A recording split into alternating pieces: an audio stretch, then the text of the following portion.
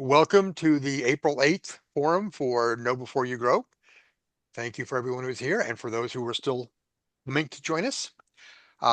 We start off by welcoming dignitaries. We have two members of the council here, John Shribs and Frank Quint. Thank you very much. As of now, we have four members of the Urban Chat board, which they really should all be here, but four is better than nothing. Upcoming events. The really big one is coming up 2 weeks from tonight. The Municipal Finance Committee that's been working just so hard to understand the city budget is going to do the first of multiple forums on how the city budget works.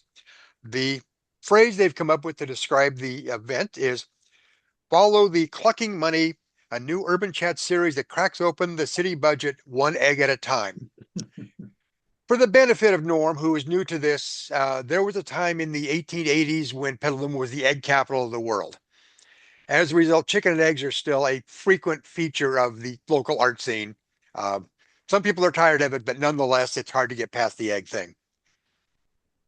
Beyond the 22nd, we have three other really good forums lined up. I don't know exactly which days they're going to fall on, but we are in really good shape through June. So start blocking out those second and fourth Wednesdays. The morning after the session on the municipal finance will be our monthly lunch. I'm guessing that the team will provide enough content that we're going to want to have a lunch where we chew through or discuss a lot of what was presented and try to figure out what we really know. Looking for volunteers. On Monday, Urban Chat will go to Petaluma High to try to recruit youth for our 3 youth programs. We still have one spot, somebody to help. Actually, it's going to be helping me, I believe, man the table and get kids signed up to participate in vetting films for the film festival, doing their own videos, helping us find locations for the bench project. So I don't want to be the only one there. I really hope somebody else can join me. Reach out to me or Sharon to get on that list. Now, onward to our program. I really am thrilled to have Norm here this evening. I am pleased that at the last minute he was able to jump in and join us. Norm is the Director of Membership for StrongTowns. So any of you who are not yet StrongTown members, you may get your arms twisted before the evening is over. Norm is also active in the StrongTowns Local Conversation effort, which is his topic tonight. And he's also a minister. He has a line about people sleeping through his talks that based on his history as a minister, and I still quote him regularly on that one. So with that, Norm, the floor is yours. Well, thank you. I feel like I got to share it. So I always had, folks that would be a little bit apologetic and they would say, sorry, Pastor, it was, really late and I dozed off a bit. I said, sleep is a gift from God and I'm grateful for all the gifts that he gives you. And so even if you get sleep tonight, I'm grateful for that as well. Dave, if you want to just spotlight or for folks, that, if you want to just, you can hit the speaker view. I'm going to show the slides on this so that way it's a little bit easier to see. But if it's blurry at all, I can definitely adjust that as well. But it's so good to be with you. And I'm going to share one quick thing as well. Is about this time last year, Dave and Mayor Kevin did an interview on the Bottom Up Revolution podcast with me. And so I'm just dropping that in so that you have another option this evening to put you to sleep down the road. But yeah, would definitely love to have you participate by just seeing the way that from a StrongTowns perspective, we love what Petaluma is doing, love the effort to build local awareness, deepen local connections, and then truly begin to say, like, what is it about the framework of our communities that we can begin to adjust? And that was actually a key part of my story at StrongTowns, was what put StrongTowns on my radar was as a pastor, I was asking the question, why don't people really know their neighbors?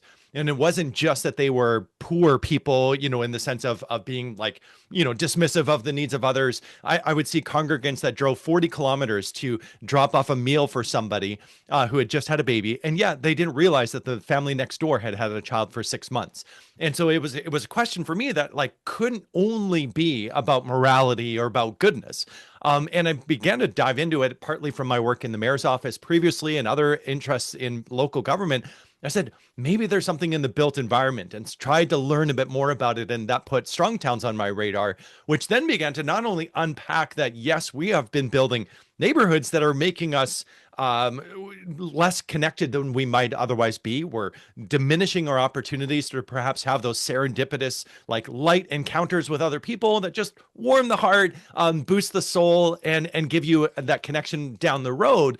That in some of the neighborhoods I've lived in seems only to happen when a natural disaster like a mega snowstorm occurs, and all of a sudden you meet everybody, and suddenly you're shoulder to shoulder, and you realize, oh, we do have a lot in common, and that has been a driving force for me. But then I started to also dive into it and look at the fact that our pattern of development is making our places weak and fragile in a very broad sense. And Dave has been an excellent voice, along with others in the Petaluma Urban Chat, of exploring, like, how do we adopt practices that change that? How do we become strong and resilient places? And so out of this, what was stunning was the work that we were inspired by Petaluma. We were inspired by Sioux Falls, South Dakota, Sioux Falls, South Dakota, Bothell, Washington, the group that I've led for 5 years now in Delta, Washington. Delta, British Columbia, on the Canadian side of the border. In all of these instances, they were groups of people saying, hey, we want to get together, talk about these ideas, and put them in action where we live. And I think that that is one of those things that we have really tried to then develop programs and tools and assistance that helps to sort of raise the capacity of local groups while also reducing the barriers to local groups to help them along.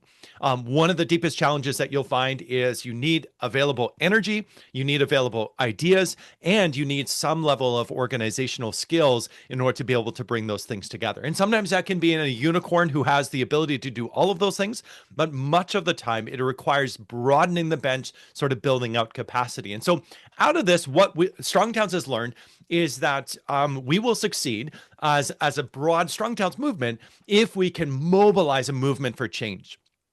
And out of this, one of the things that emerged as well, very consistent with StrongTowns principles of bottom-up change and locally led change, and really addressing things at the scale closest to the problem, that actually gave rise to the recognition these local conversations can't be like a Toastmasters club. If you've ever been in Toastmasters or maybe Rotary, where there are, I've been a Toastmaster for many years, but the first dollar out would go to headquarters in California, of course. And then all of the different materials, everything was branded, everything was just as the main organization had it. And so we were very functionally chapters. And we ran into some issues with a club because we were trying to do things for a StrongTowns sort of themed Toastmasters club. And one of the members said, but you're doing it all wrong. And they went and cited chapter and verse of exactly what needed to be changed. Very different for the StrongTowns Local Conversation program, which is very much focused. Each of these independent entities exist to advance not just a broad mission, but actually your local vision, your local mission of what you want to see occur. And that is the distinction that I think is really important at this point, to say Petaluma Urban Chat is doing awesome things, and we want that to succeed and help to build that greater capacity over time, partly through resources that the Local Conversations program can unlock for you. So your group continues to be part of what we've said is our legacy, sort of all of those groups that were a long time part of the Local Conversations program.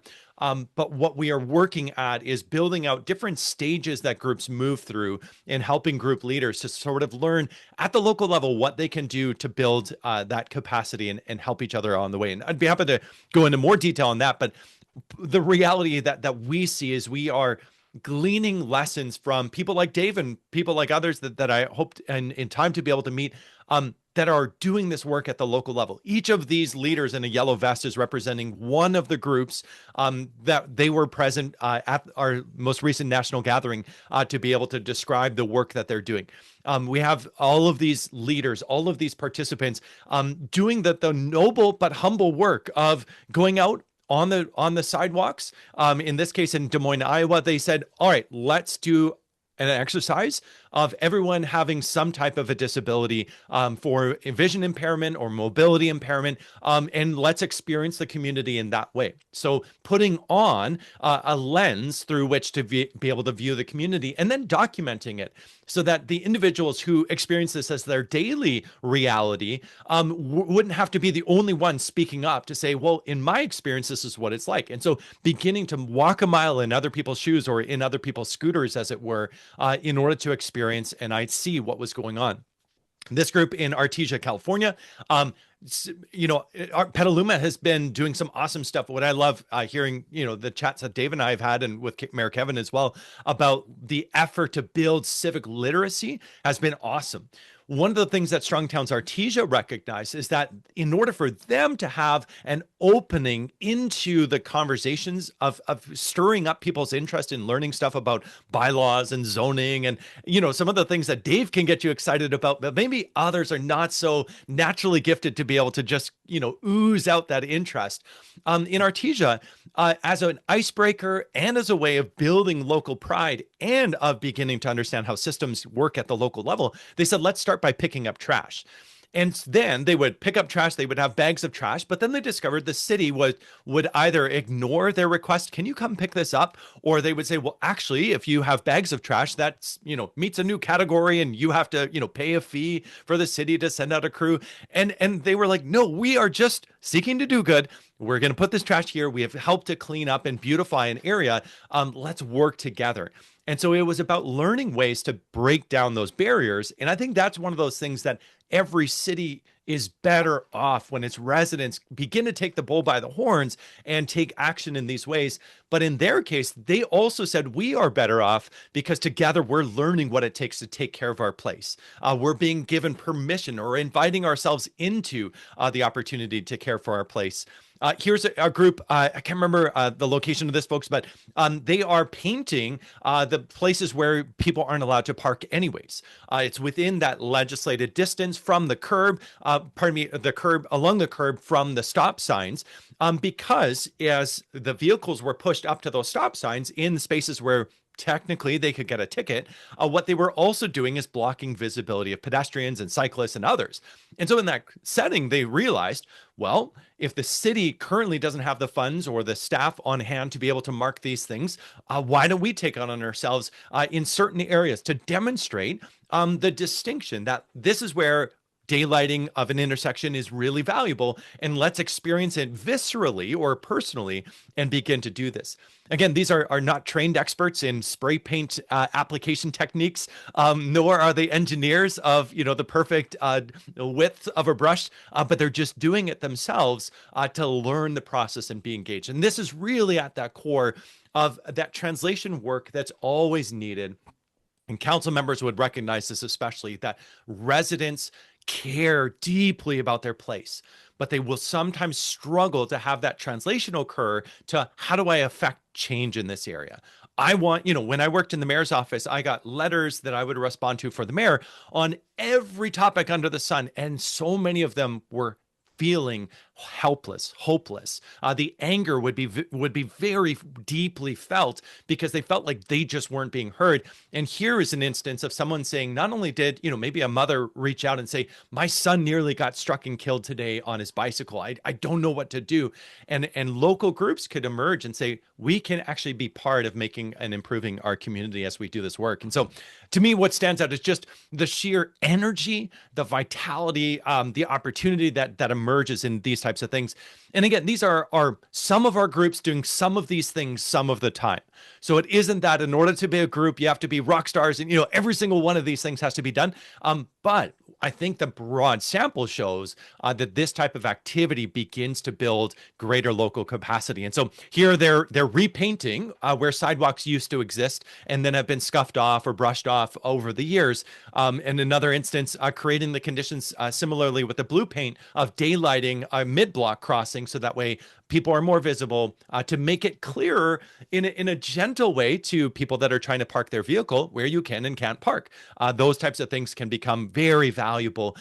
so that you can remove the negative energy of, hey, why are you being a jerk and parking in the wrong space? It's like, I didn't know. It wasn't clear to me. And much of the time we can encounter each other in a way that really helps to build what are and strengthen each other. So, um, if you're interested, our bigger vision and one of the reasons why the local conversation groups and what you've been doing with Petaluma Urban Chat really matters is we need these ideas. And I would say like the Strong Towns approach, like I would kind of want to change the slide just to put like lowercase s, lowercase t, lowercase a. Like it is a general approach to making stronger communities. But we need this to just become commonplace, part of the air. In fact, we've said the as a 501c3 organization, the Strong Towns organization can go away as soon as we've done this. And it'll be delightful when that occurs. But we're a ways away from that, of really having a critical mass of thought and action begin to shift. Assessing and prioritizing the right values within our community, saying, what do we value most? Good streets, great places for people to gather, the ability for everyone to live a good life in a prospering place. And we even love this phrase so much that we put it on a t-shirt, for each person in our community to be able to enjoy a good life in a prospering place. That doesn't mean massive amounts of personal wealth, but that should mean the ability to create wealth for oneself. But it also means that deeper sense of like enjoying the commonwealth, the greatness of the great public realm that we know instinctively can exist because we've experienced it maybe in our community in some places, but also in other places that we travel to or go visit. We want this for ourselves. We want this for our neighborhoods. We want to be able to walk, not just when we're on a trip somewhere, but also in our own place. And crucially, not just in our neighborhood, but my friend's neighborhood, my loved ones' neighborhoods, the people that I haven't met yet, their neighborhoods. Because as my Dutch father would always say, a stranger is just a friend you haven't met yet. And that to me is part of why I need to be on the street, meeting people and connecting with people and helping them in that way. Um, Briefly, two quick principles that really are at the core of Strong Towns. We have 6 of them. I won't go through all of them, but I would definitely encourage you to check them out. But the 6th one is that local government is a platform for strong citizens to collaboratively build a prosperous place. And that's that exchange. I wrote an article just this last week, I think it came out, on the quiet or the hidden alliance between city staff and city council members often, who are trying to do a lot of the work internally, organizationally, sort of legislatively. That there's an alliance between them and what citizens and residents of a community can do. And the trouble or the challenge is that sometimes residents feel like they are just yelling into the ether. And one of the powerful things that the local conversations groups do is they more clearly formalize that alliance that works, so that, and I see this in my city, my several of the city staff that I reach out to regularly, they're like, Norm, I could never tell you this publicly, but I will tell you this privately. We hear you. We are working at this. We are trying to like get the, the dinosaur of a GM to finally retire. So that way we will be able to implement these ideas as soon as their departure is known. We are working to create the culture change that's necessary, but you've got to be patient with us. Well, what does that look like? That looks like for us, one of the things that we did as a local conversation is we said, all right, well, we know what our local government sort of like landscape looks like. So as a group, we released the platform for the ideal candidate for Delta.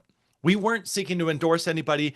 We didn't try to run a mayoral candidate or run candidates, but we just said, wouldn't it be nice if the ideal candidate for our city held to these ideas? We couldn't stop ourselves. We had 31 different planks of our platform, but it was great. And what was neat about it is the city, the local newspaper wrote up that there's this group in Delta that's interested in all of these things.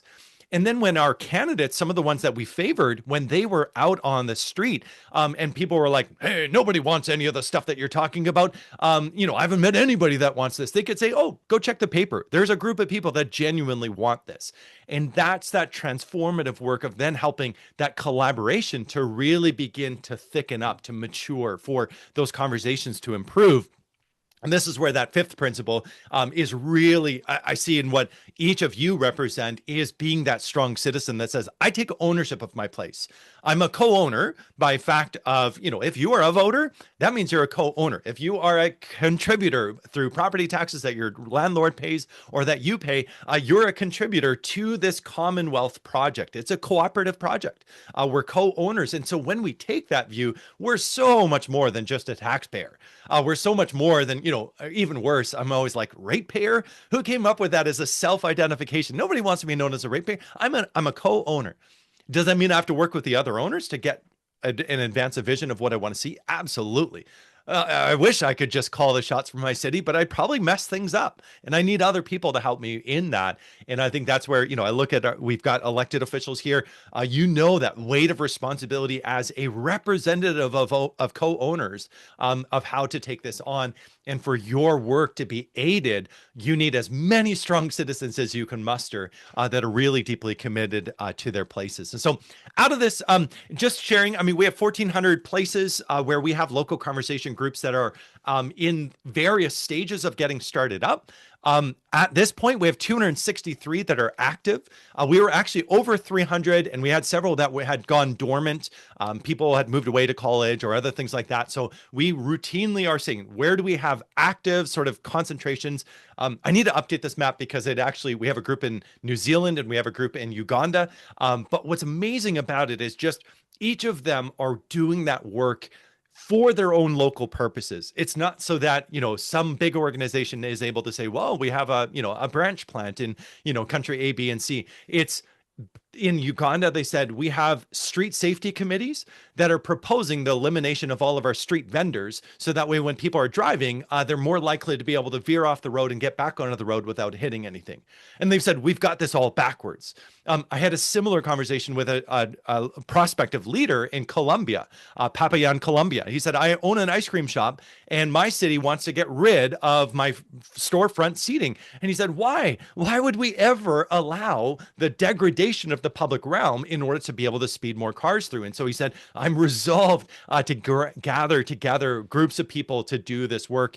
Petaluma, you would certainly have your own examples of instances where it was like, there may be some good policy aim, but if it undermines some bigger value that we have as a community, then we need to be really clear about that and really help each other and really come to understand how these things can either aid us in becoming a place where everyone can prosper or hinder our ability for that to occur.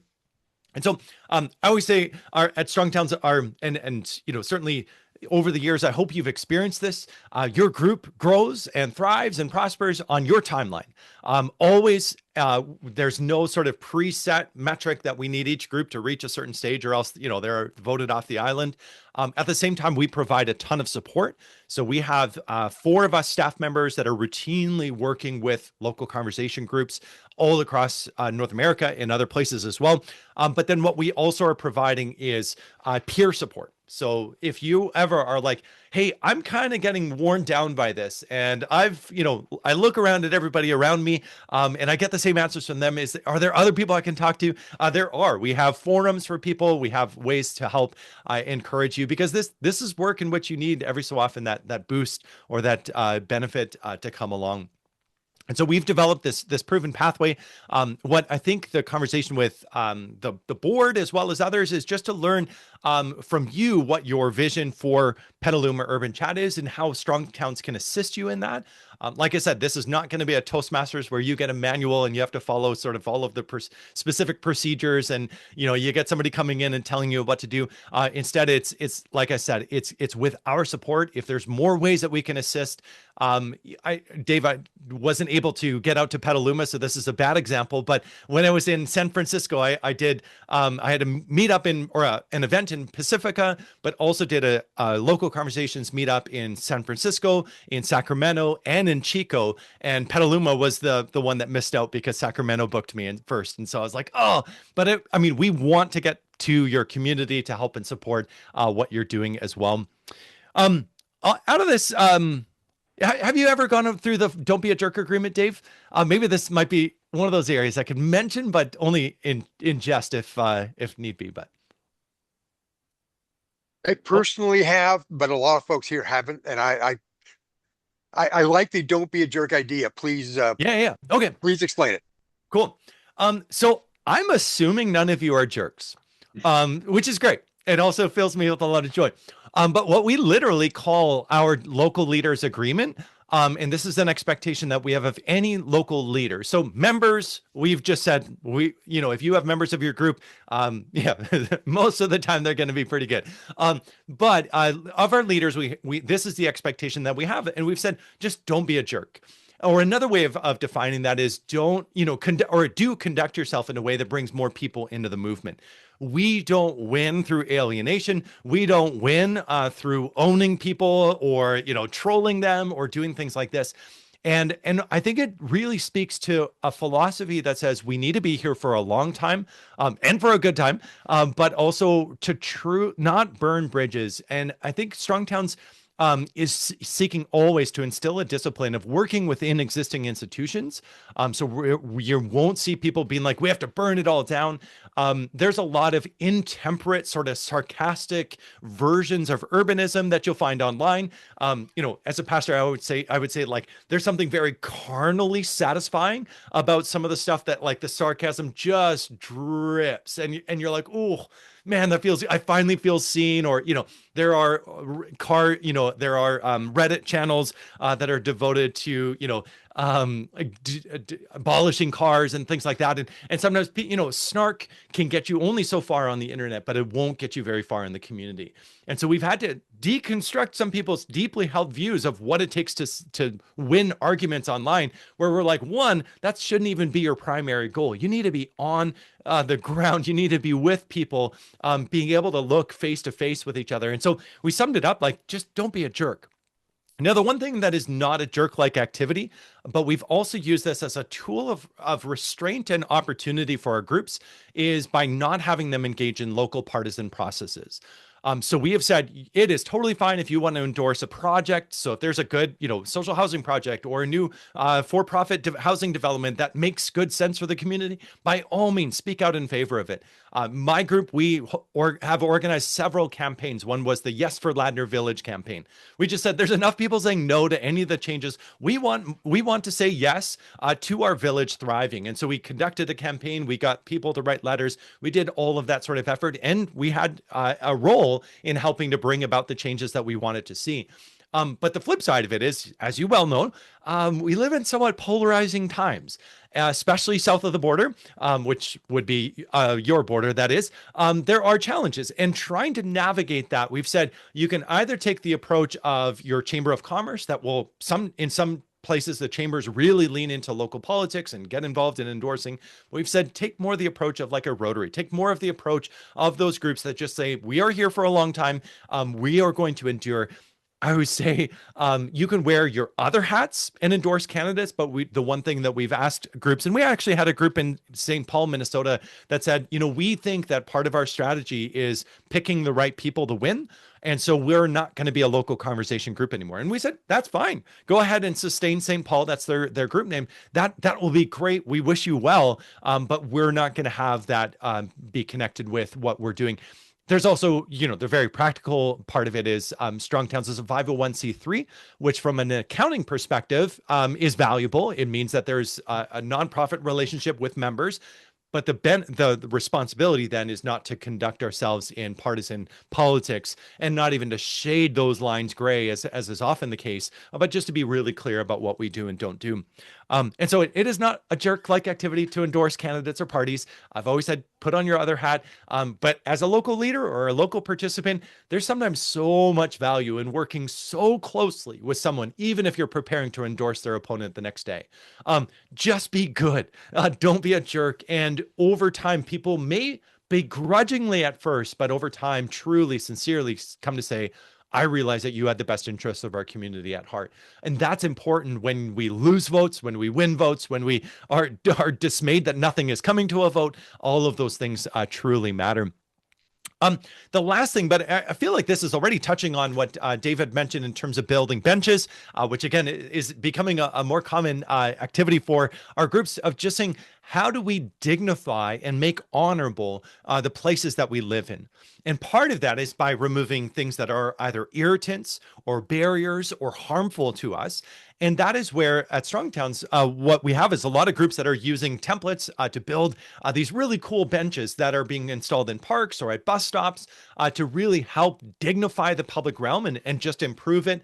Sometimes as a temporary measure to say, all right, let's have this bench in place until another bench can be installed. And so we saw that in Charlotte, North Carolina, for example, where they were installing wooden benches, and then they did a crowdfunding campaign and they bought a bunch of park benches that had been removed, so they were like wrought iron.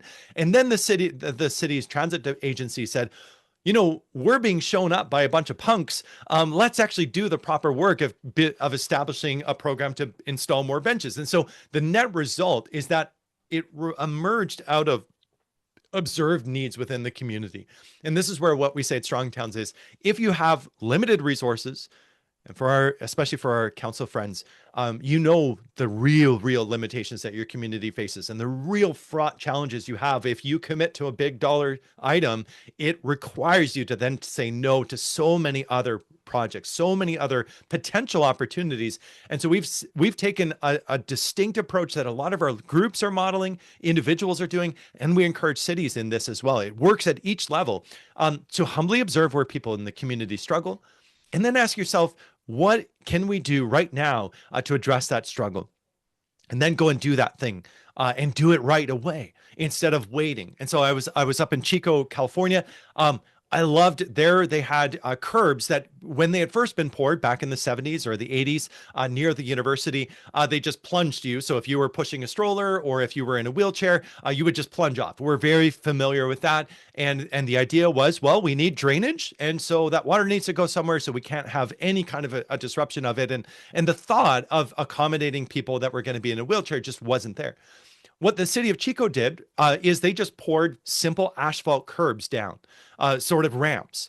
They're not lovely. They're a little gritty underfoot, but they are good in the interim. And this is part of that discipline of becoming very familiar with and adept at deploying iterative solutions or iterative changes, using limited resources really carefully, but also discerning that there are so many things that we can do to make small but then significant improvements in people's experiences. If there is, for example, a problem of people parking in the wrong space and obscuring an intersection, a bit of paint can go a long ways. If there's a challenge that roots are now pushing up the sidewalk, again in Chico, then you go and they had actually pulled away the pavers, and they had just used a hard packed sand to basically allow tree roots to for these gorgeous sequoias to still exist, and simultaneously to be able to provide a packed pad for people to be able to maneuver through those spaces using limited resources like sand, rather than having to cut down the tree at that tens of thousands of dollars, or having to totally repave everything or coming up with custom solutions. They were learning what it was to do this. And so this is something we coach groups in, but it's been really interesting how seminal this has been to our local conversations sort of identity and sense. This is empowering because, yeah, I can do step one and I can do step two. And if I actually am serious about it, I'm going to do step three as well. And then the repeat is almost like, oh, I just learned a method. Now I can continue to do this and really begin to address what's going on in our communities. And so this is our benches that are being built. And with that, that's in a nutshell, fairly large nut, a sequoia nut. How about that? What the Local Conversations program is all about. So be happy to take on more questions or start up a new fresh presentation if you wish. But yeah, over to you, Dave. Unless someone has a different idea, let's open the floor to questions. Okay. If you want to throw something in the chat, that's fine. I'll keep an eye on it. If you want to raise your hand, that's also fine.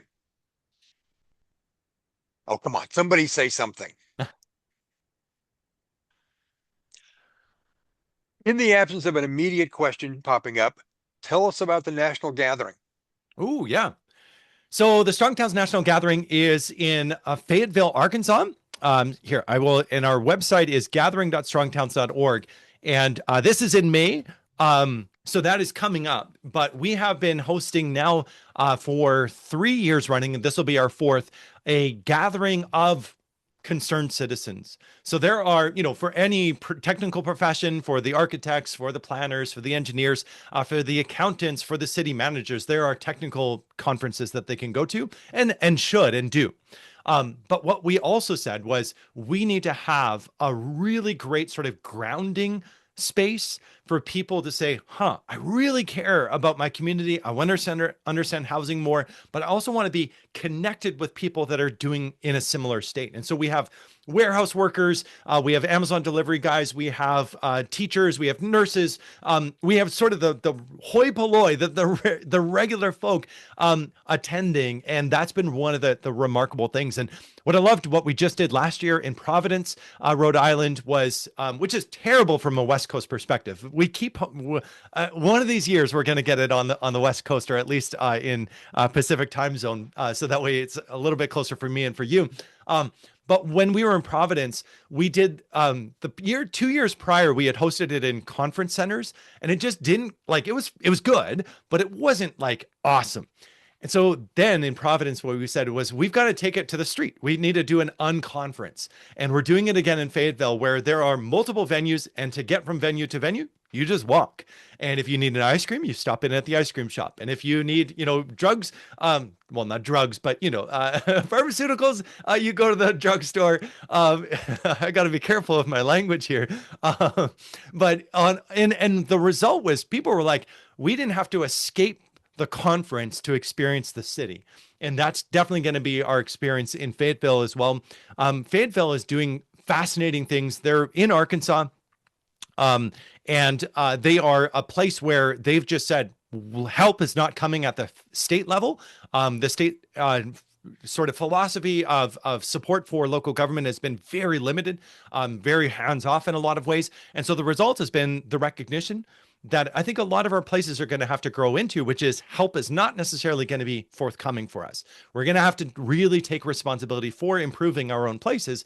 And so they've done things like relaxing parking requirements, allowing a lot more housing types, and really giving many people the opportunity to improve the downtown by improving particular properties, by actually rebuilding older buildings and reestablishing small businesses. And when you do that, it unleashes this swarm of new activities. And that's what Fayetteville will have to offer. So that's definitely coming up, and definitely something that we have really benefited from. I'm a co-owner of Petaluma. Are you? I love it. That is fantastic. I like that a lot, Patricia. I see a question from Amy. What kinds of technical assistance can we provide to Petaluma Urban Chat? Yeah. Help with fundraising is one that we have. We host, I think, for our stage 3 or stage 4 groups, which are those groups that are starting to really have an impact. That would be where I would slot in sort of the level that Petaluma is already at, with the number of leaders that you have, the maturity that you've developed. We provide monthly training sort of calls, though they tend to be more like general discussion and learning from people that have taken steps ahead of you. So that would be an area where we would either bring in somebody who is skilled in nonprofit fundraising, or we would do a roundtable and get ideas from what other people are doing, and definitely help with that. On the other side is the StrongTowns organization. I think right now we have 15 team members. So what we do is, we've said, we aren't consultants. We need a lot of good consultants in this world. We probably need a few less, but we do need some. But what we need is StrongTowns will provide lots of different types of coaching. And so we won't actually write the report for any community. We won't come in and do, the 18 rounds of public engagement, which is what the consulting class is present and doing a lot of. But what we will do is take examples and discuss them on every Wednesday for StrongTowns members. I host a session called Ask StrongTowns Anything, and we'll take up various questions that people have asked of, like, hey, is this a good project, or is there any way that it can be improved? Or my city is about to, has gone head over heels in love with a big box development because the developer has promised them, a new traffic light. And so for the cost of a traffic light, we're willing to sabotage a significant amount of our land base. We've had people that said, our school district is hell bent on consolidating all of the elementary schools into a single sort of power school, and we see the impact that this is going to have on our community, and we offer recommendations on, hey, here's how you can adapt to that. The other tool that we have several more tools. One is connecting you with other people in the Strong Towns network. So that can look like Jamie Sabick, for example, comes to mind. She's in Salinas, Colorado, but her firm works on parks and recreation management and how to make sure that the balance of the budget balances for Parks and Rec aren't either just completely consumed by programming and wages and things like this, but also at the same time to be able to level up and build greater capacity within the community's parks and recreation assets and infrastructure and programming. We also, Edward Erfurt is a redevelopment specialist in his own right, having worked, he's our chief technical advisor at StrongTowns. Dave, I don't know if you've done a coaching call with Edward, but he's happy to jump on a call with, especially with groups. I think right now, no, he's at the Grand Canyon right now, but last week he was in Flint, Michigan, working with a group of locals there, developing a crash analysis studio for their streets. And so Flint being one of the homes of the automobile, now really grappling with the deep impacts that it's having in the community and the consequences it's having for people's lives, and saying like, we can do better and we need to do better. And so Edward will jump on a virtual call anytime, and his experience on the redevelopment side is on the private side, working to develop projects and bring them to fruition, get them over the finish line. But then also when he's been in city government in Florida, as well as in West Virginia, and I think one other community, he's been the person on the other side of the table saying, all right, how do we get this project so it's a win-win for all? How do we really deeply improve it? And he's got some great experience to draw upon, and that really helps as well. Environmental professionals, I know of several that we would definitely be able to, like, have good conversations with, but that is, an area that we'd love to build on more. So great question. Well, somebody else has to have Follow more up, Lane, ideas here. or go ahead. Or Dave. Oh, go ahead, Dave. I was sort of hoping for somebody else to jump in there. I There you go. should have had more questions lined up. Well, I just Oh, Dan. yeah, I just sent a donation in and got an email allegedly from you inviting Awesome. me to sign or to join a set of forums. So I will see you all in there in a little bit. Not really. Yeah, that was my twin. So yeah, he works just as hard as I do, speaks just as quickly as I do. Yeah. But thank you. Welcome to StrongTowns membership. That's awesome. Yeah, members are just it's a contribution of any amount. Because for us, the question isn't, we don't have tiers of, you need to give a certain amount, or it's just, if you're with the StrongTowns ideas, and you want to see that in more places, including your own, then being a StrongTowns member is one of the core ways in which that paradigm shift, or that building of a broader network of people that think along similar lines really matters. Dave, I'll mention too, I don't know, people probably never think of this about the Petaluma Urban Chat folks, but I had somebody contact StrongTowns and left a voicemail, which was, is StrongTowns a cult? And it was, so I mean, especially being a pastor, I was like, well, I gotta know. Like, so I called him back and he said, look, I've been a builder in Wisconsin, so some distance from you, but I think the story definitely resonates. He said, I was a builder for decades in Wisconsin, and I did a lot of different construction projects for farmers, for local governments, for local businesses. He said they were always modest, careful, and like they would be on the numbers with me to make sure that with a very limited budget, we got the project done, to say expand a water treatment outbuilding, or adding an extra building on the side of the library, whatever that looked like. He said, then my son took over the business from me. And he said, my son, I'm super proud of him because he made the contracting business way bigger. But he said, we're in the middle of nowhere in Wisconsin. And yet my son routinely is building big projects throughout the county that are government funded through large grants, as well as significant outlays of bonds that are going to require future generations to be paying all this back. And so he said he's never been busier, doing never more work with none of my money. And it's money that is going to be paid from down the road. And he said, I fear that we've lost sight of what it takes to build lasting prosperity. And that has really resonated with me. And he said, what the reason he was worried about StrongTowns maybe being a cult, he said, is I've been thinking this for decades, that we've started to lose sight of what it takes to build lasting prosperity and great places for people. And he said, and I could even see the initial success my son was having, but I had these misgivings about like, what is the long-term obligations that we're taking on with this?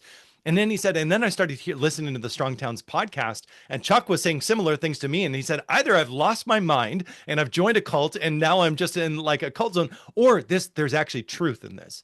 And I think that's been that labor at the local level that I wish I had a more mature group like what you've developed in Petaluma, is people, I remember the podcast with the mayor, and the mayor's echoing much of the same concerns about being a careful steward of resources, using the limited resources that you do have in a really responsible way.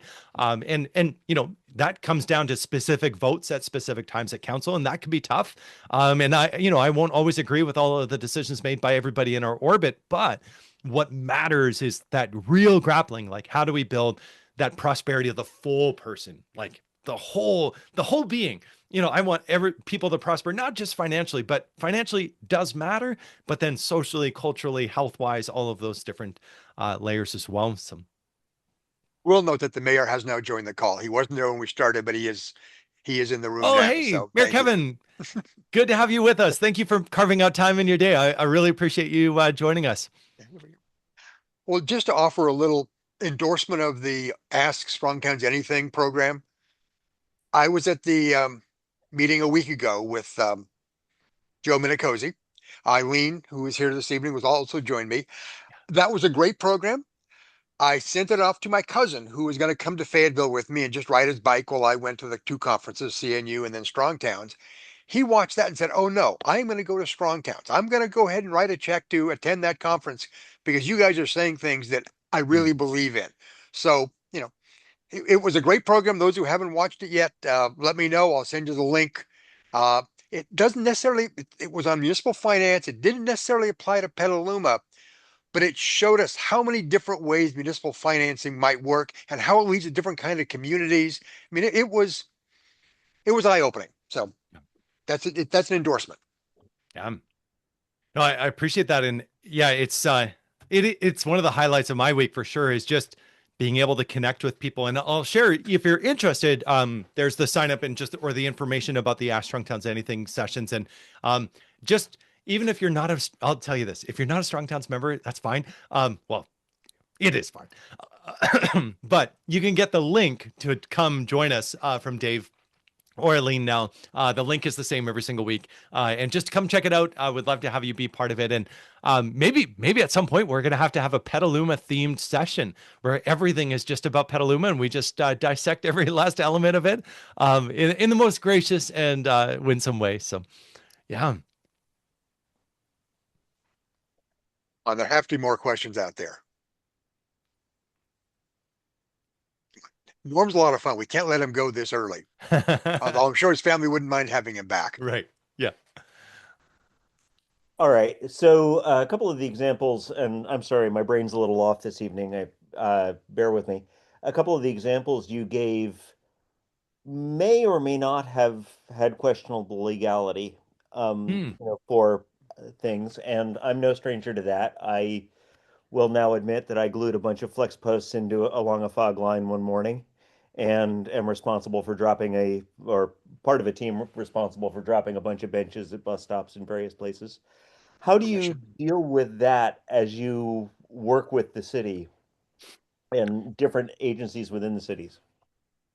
Yeah. The adage, act first and then ask for forgiveness rather than permission, is one that we are, cautious about, but there's a spirit there of like having acted in good faith to improve a local bus stop. If you are then told don't, our advice is always at that point you then stop. And at that point, you say, well, what is it about the thing that we are doing that is so challenging or convicting to the current system that requires us to have nothing more to do with this? So and it's interesting because down in Baton Rouge, there they had a brand new bike path because they had a federal grant to run a bike path underneath an urban overpass or a highway that was running right through the urban area in Baton Rouge. But then that bike path just like ended right at a curb, and that basically took you out onto one of the frontage roads. And there had been previously this great, like, or at minimum, there was a crosswalk there, but there was no signage. There was nothing like that. And so they said, well, it's inconceivable that we would be dumping out cyclists who assume if they're on a bike trail that they can keep going.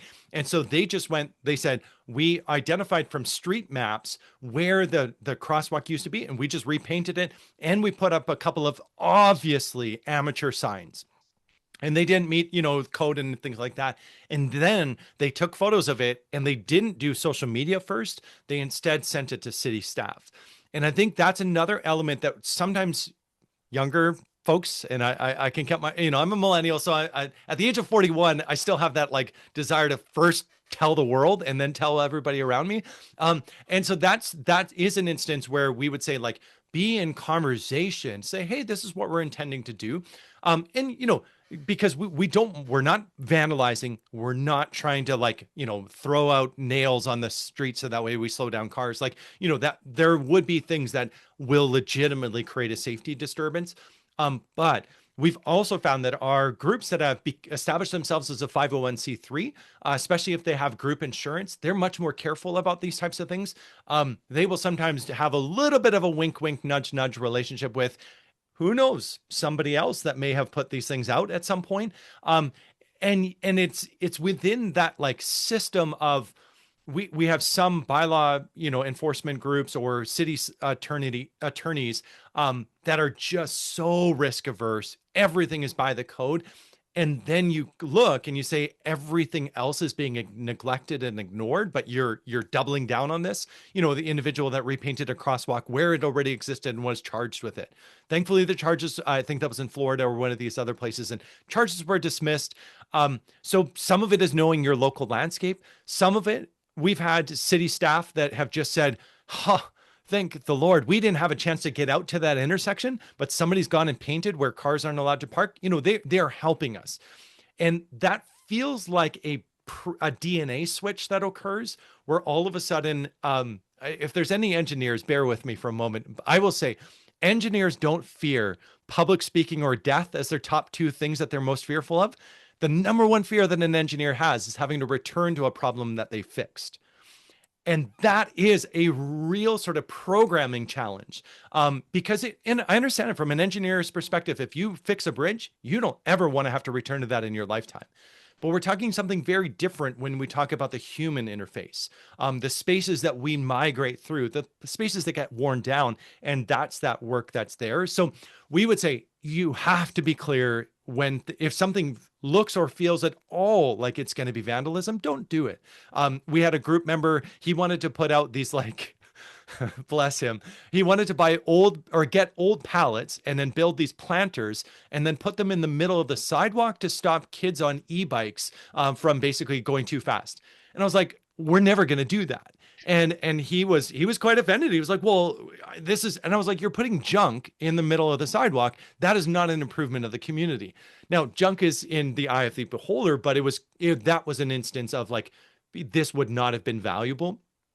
I would say that the other last thing I would say is establishing benches is a wonderful form of nudging a community to ask questions about what they value. And it can also be an opportunity for the community to say, maybe we are the place that routinely puts out citizen-built benches. We have in northern cities, some cities say everyone has to shovel their own sidewalk. That's your contribution to the community. In other places, the city will go and do it for you. There's kind of differing ideas of what level of ownership we should take.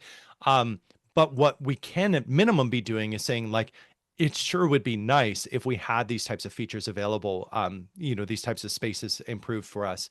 I always find it fascinating when cities do embrace these types of tactical steps, or at minimum do them in collaboration. But yeah, it really, there's almost a DNA or a political operating culture that you have to assess. So you'd be a much better place to assess that with the folks on the call here. Oh yeah, Frank.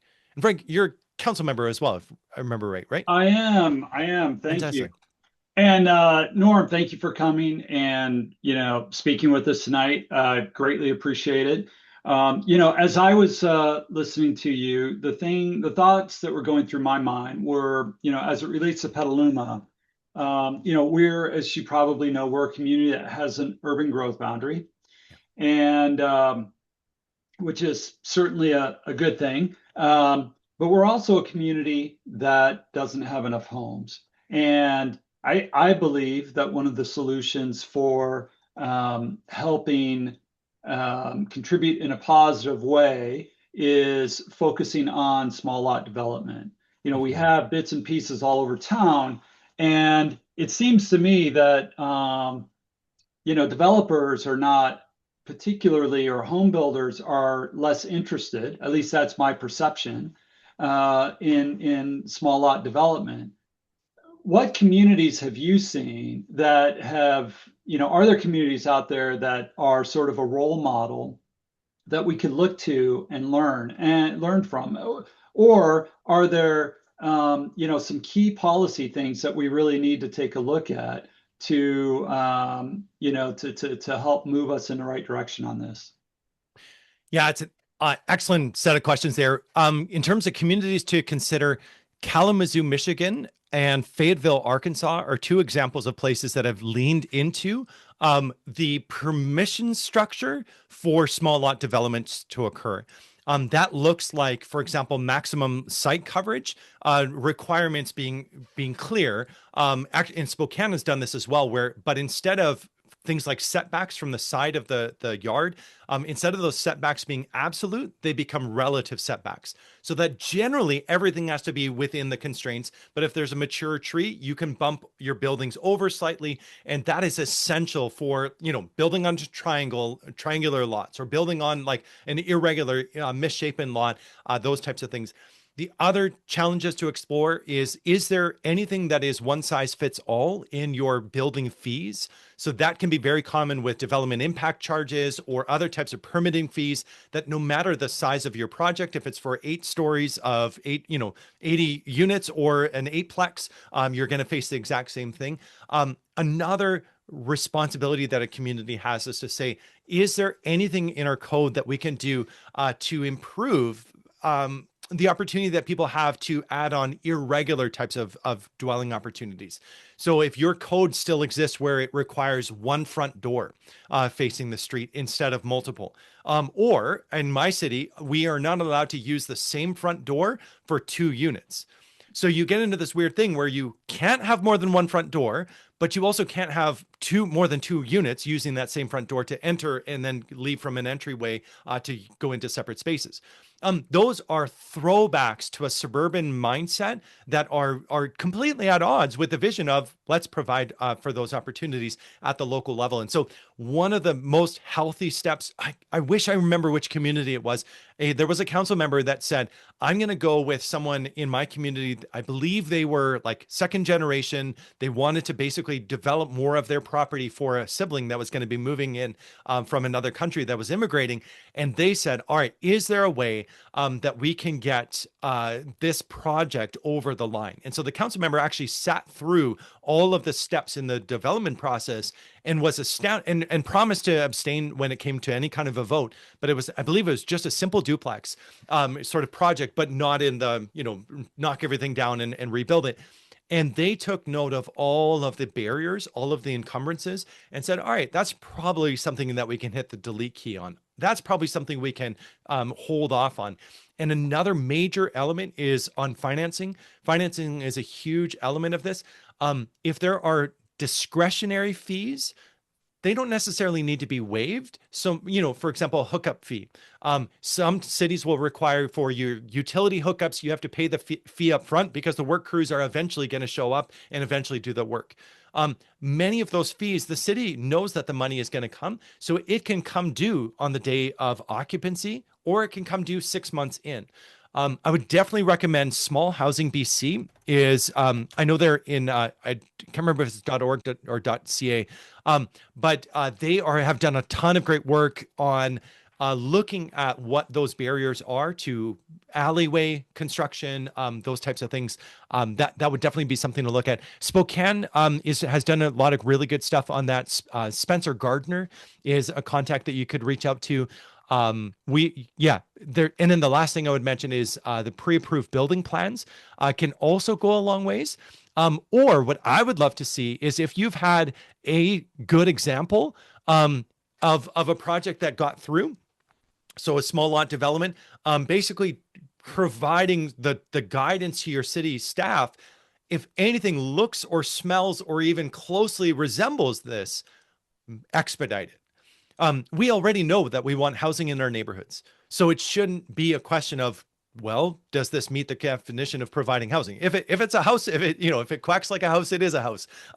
Then it's about like improving those response times, removing my city gets hung up on the idea of customer service means you should be blessed with the opportunity to come down to City Hall and sit across the table from somebody and have them tell you how much they like your project. The busy developer says, I don't want that. I just want the yes. I don't need you to tell me about, what stages I need to go through, because all of that is discretionary review time that just sucks up capital and really begins to harm things.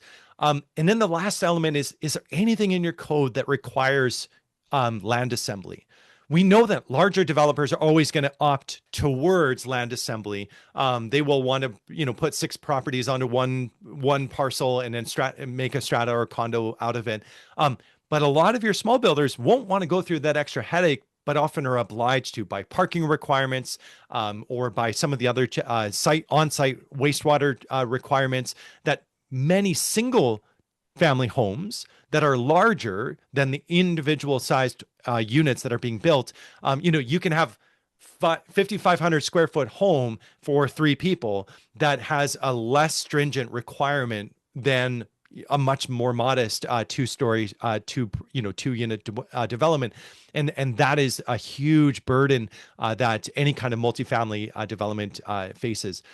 There's already going to be, as soon as you get over 3 units, you get into a different building code, I believe, in California. So there's already going to be this natural sort of like point where you shift building codes.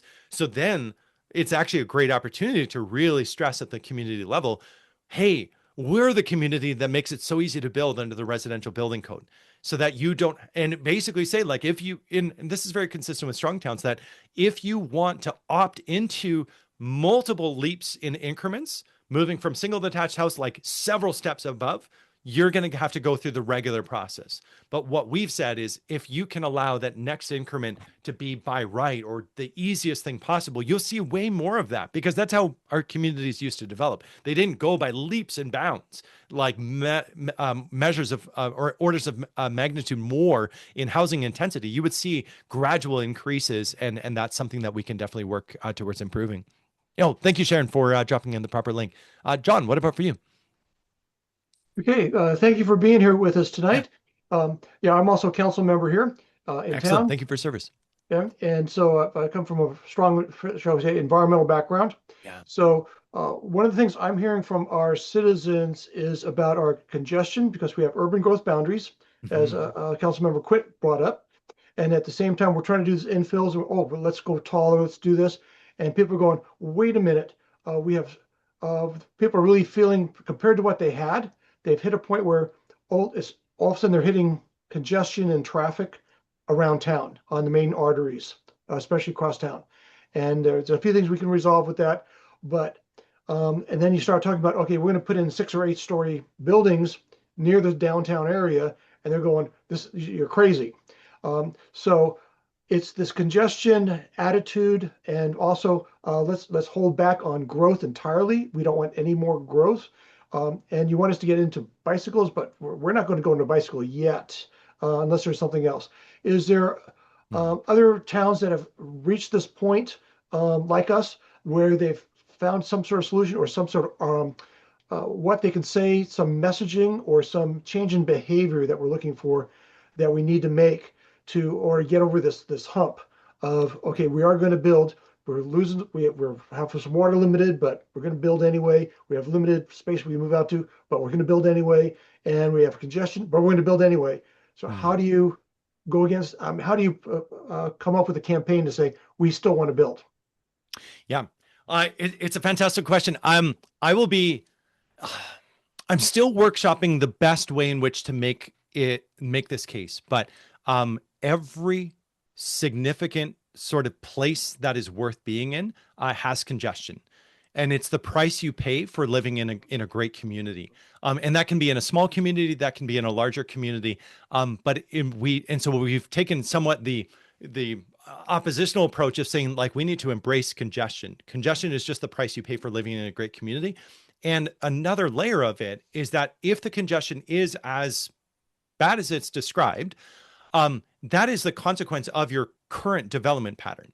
So it's not the consequence of eightplexes, because I would imagine Petaluma doesn't have very many of those, or eight stories or larger buildings. It is contrary to the idea that you can avoid the thing you already have by not doing a new thing. And we would say at StrongTowns, like, your city is not congested, just some of your streets are. And even then, your city is not congested. It is only portions of the street at portions of the time of day. And that the whole effort to avoid or alleviate congestion, especially in peak periods, actually results in a lot of design decisions and funding decisions and land use decisions that are at odds with the bigger vision of creating a great community. So wider streets, so that way you don't have too many cars stacked up together, also results in then those streets are harder to cross. So now you need much more expensive crossing infrastructure like signal lights, and now you're timing lights, so that way you've got people sitting for longer. And we have shown, and modeling can show this, that much of the work of getting cars through a community could actually work quite well with simpler tools like stop signs, like simple four-way stops with vehicles maneuvering through those spaces. And you can show through traffic modeling that it can actually improve the passage in terms of time spent, even if people perceive that they themselves had to wait a little bit longer.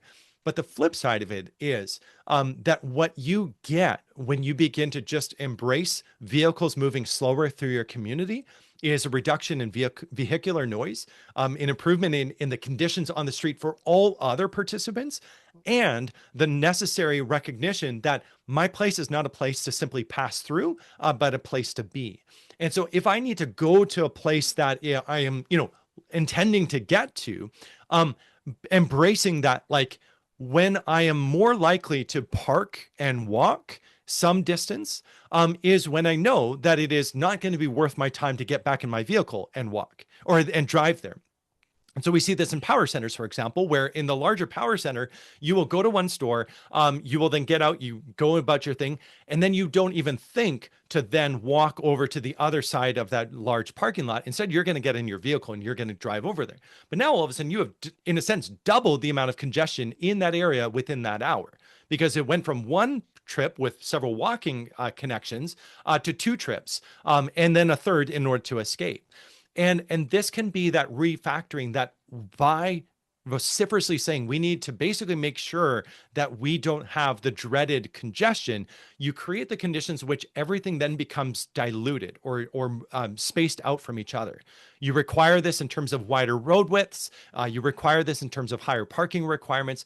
And the long-term implications then is that by spreading everything out, you actually create or foster a deeper sense of auto dependency. And I love my automobile, our Corolla. We have a 2008 Corolla. It does a fine job of getting me to where I need to go. But the thing that I don't feel a deep attraction to is my little short trips through town. In fact, if I can do something where I park and then walk, I will make the rational decision based on three core ingredients that I think if we can think about this from the city's perspective, it can really help us. Cost has to be negligible or similar. So the cost of parking, for example, maybe at times, if there is a real scarcity of parking spaces, then adding a price is one of the only ways in which we would actually begin to see a shift in people's behavior. It's the same thing. If every business in your community was obligated to provide a free slice of pizza for free to anybody that entered, there would be probably on my part, I would visit several different places and get my pizza at each of them. But if I all of a sudden had to simply pay for the pizza, I might be more discerning about where and when I would purchase it. So there is not, and we would say that parking fees, for example, are not to generate revenue for the city. That should be the last factor.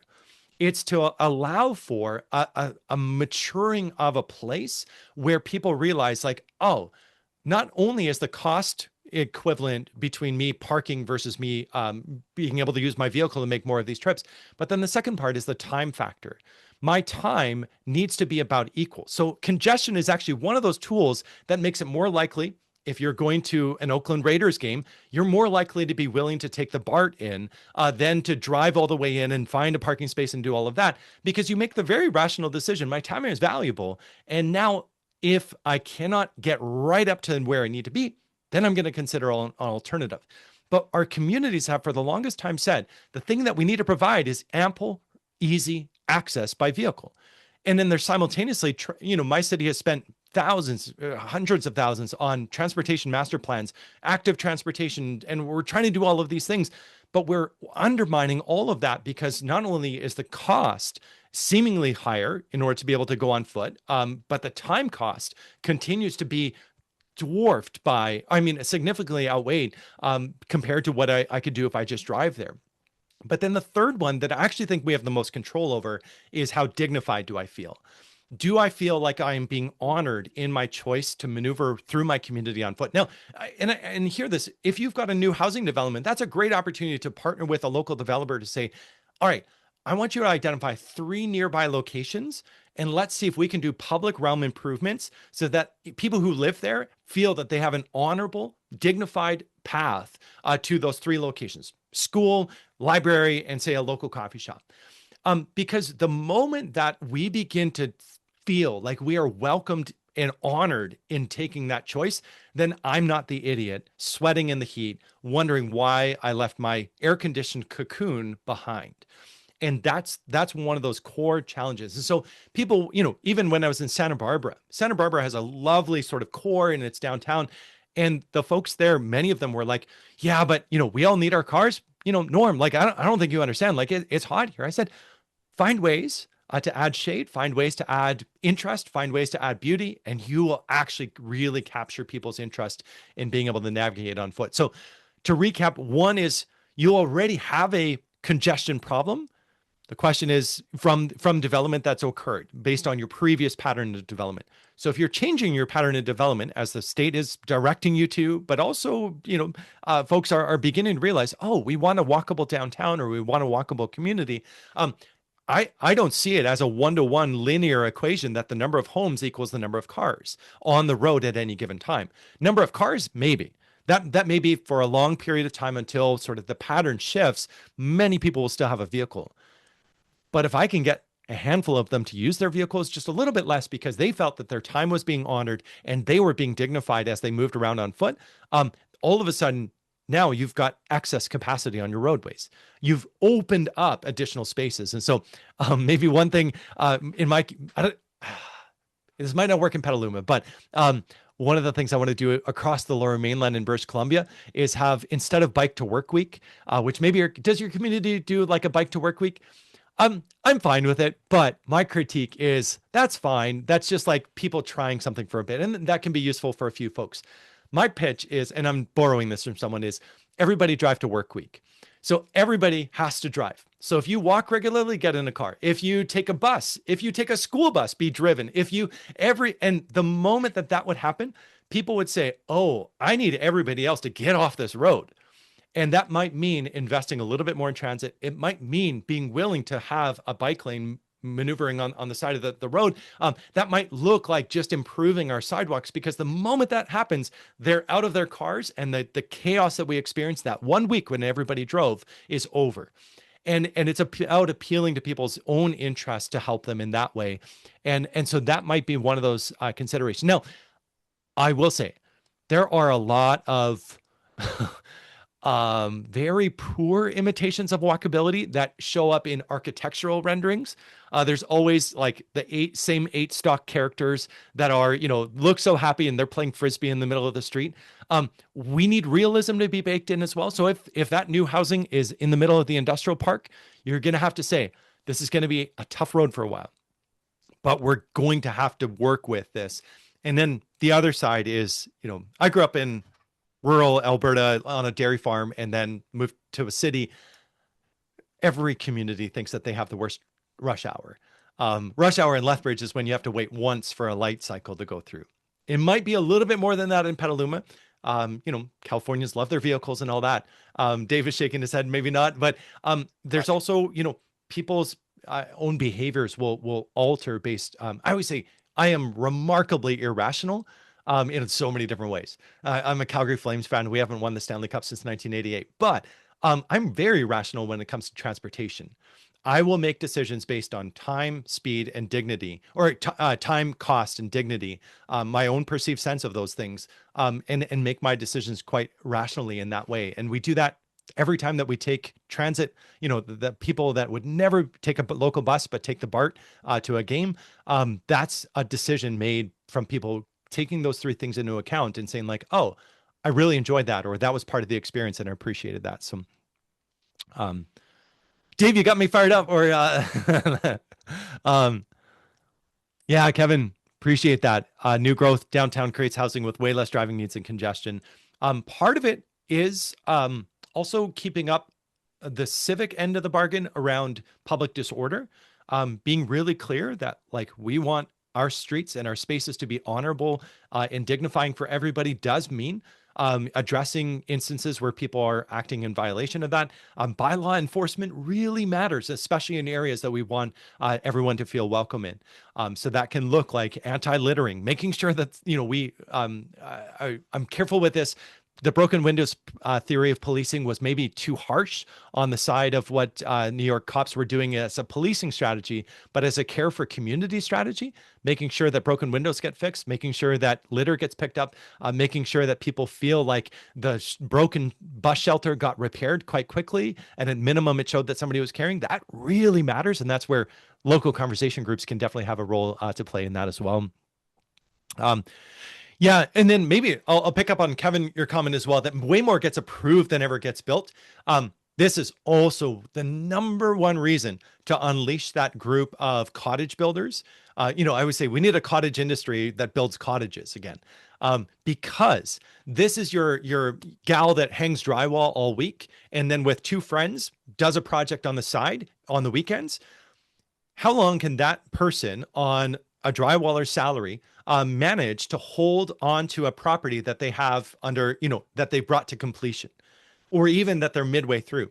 Even if the numbers start to tank a bit, start to decline, they're going to get that project done because they need to be able to be clear and move on to the next one.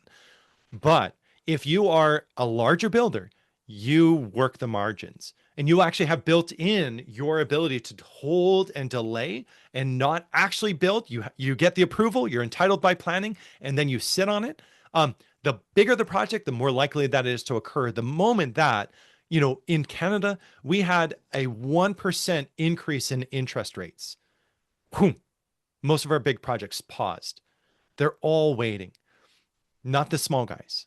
Not, your electrician that just knows a thing or two about putting something up and is going to do that in their backyard. And then now all of a sudden now is able to cash flow their next project.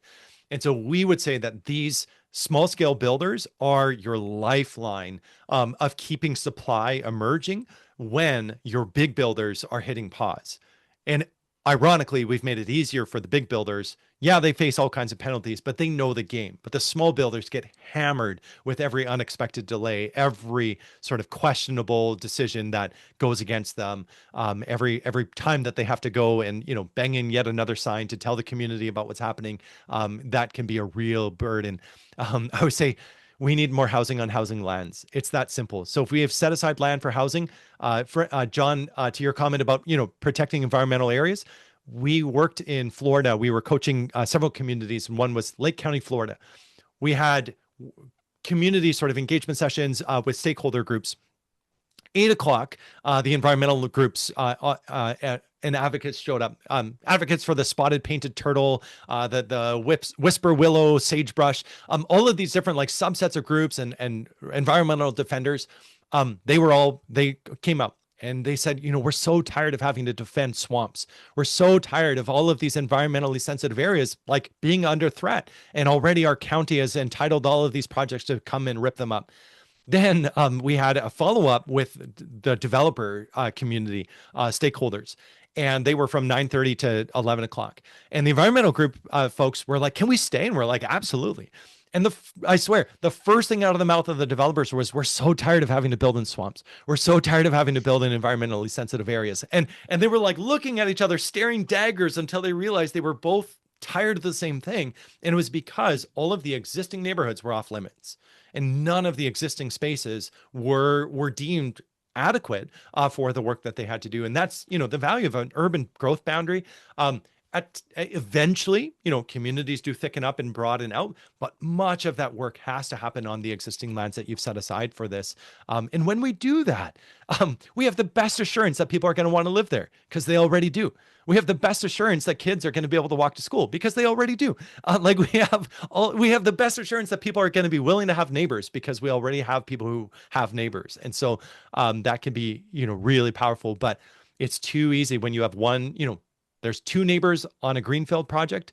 There's 40 neighbors on an infill project, and councils face it way too easy to be like, well, we know which one is going to generate the most heat. And so, yeah, 100% Sharon, we need to figure out how to remove obstacles for the small builders. I appreciate that a lot.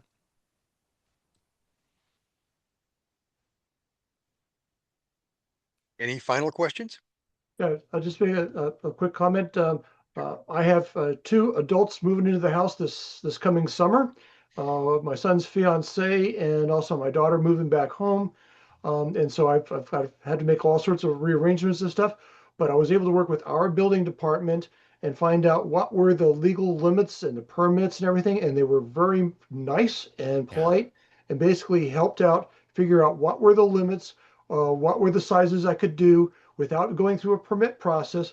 What could I actually do? And were helping me figure out how to do it with the minimum cost and minimum hassle of dealing with a permit process. So we've come up with a design and actually working on it for basically an office shed that is far enough away from the house and far enough away from the neighbors, has under 120 foot, but we've got it worked out and designed and planned. So we're moving forward right now with that. But having the building department support that concept instead of saying just no, don't, you got to show us a whole design before we even look at it. But actually talking me through it, all the requirements first. So our building department here seems to have a little bit more of a change of pace here over the last couple of years. So it's been really nice of that. I just thought I'd just report back on that. Yeah. I love that. And I think that I don't know what the percentage breakdown. We have planning departments that have been told by their lawyers, by the city solicitor, you are not allowed to give any guidance. And so they will say, we can't talk to you until you've put the papers and the fees in our hands. And that can't be the legislation. That's got to be an overreading of it. And 2, what a harm compared to what you're describing, which is, especially your newer builders, like you just want a place that your fiance and or the fiance and the son, they're far enough away that they can enjoy their own life. And I'll actually share a quick article that I wrote as well about a senior in a similar circumstance. And we have so many people who are house rich, cash poor. Nancy in our community, or I use a pseudonym in the article, but her niece bought 50% of her property from her, and the niece moved into the main house, and Nancy was able to build a perfect age in place home for herself in the backyard. There was a weird loophole that now in BC wouldn't have been necessary, but at the time, she basically had to build an attached house according to the city's own standards. But it was simply because they had wrongly poured the concrete foundation back in the 60s. And so there was a little bit of concrete that they were able to like build onto, and that's what counted as attached. And it was so, I'm like, stupid is as stupid does. Like, come on, this is just like, don't you see? Like, this is so obviously a good thing. But it was this weird little like odd thing that allowed her to do it. And she said, seniors all over were like, can't I do this? And so you're sending your kids out to the backyard, but pretty soon they're going to be sending you out. And you're going to be like, this is better because I can roll into a home and it'll work for me. I feel like a lot of people are going to want to say, is there more that we can do with our existing property to help each other? And yeah, and then you also double your tax base. Maybe not a full doubling, but Prop 13 we could go into a whole session on finances. Prop 13 is such a powerful suppressant within the communities across California. But the irony is that suppressing community members' ability to make more of their own properties is ironically keeping them under their Prop 13 sort of property tax status, where they would actually be able to like, it's people are wanting to get out from underneath it and basically be reclassified. I'm like, let them, and create the conditions for greater property revenues to be available in the community. But that is a whole other can of worms. That is Sacramento at its finest. So I love California. I lived in Escondido for 3 years and had a wonderful time in it, but it was also curious at times. It is now coming up on 8:30. Is there one last question? If not, I am going to thank Norm for being here today. Norm, it's always just so much fun talking to you. The energy you bring to the topic is so great. I look forward to seeing you in Fayetteville. Yeah. And I will keep trying to get more of the Urban Chat members to get to the gathering, if not this year, at least next. So thanks for being here. It helps if you tell them you'll share a room with them. So how about that? Actually, I'm sharing a condo with my cousin, so I'm spoken for now. But yeah. Yeah, super. Very good. Thanks, everyone. Okay. I'll Hey, drop off, but wonderful. I'm super encouraged, and yeah, keep up the good work. Take care, and take care of your places. Bye bye. Storm. All right. Good night, all. Hi. Thanks for being here.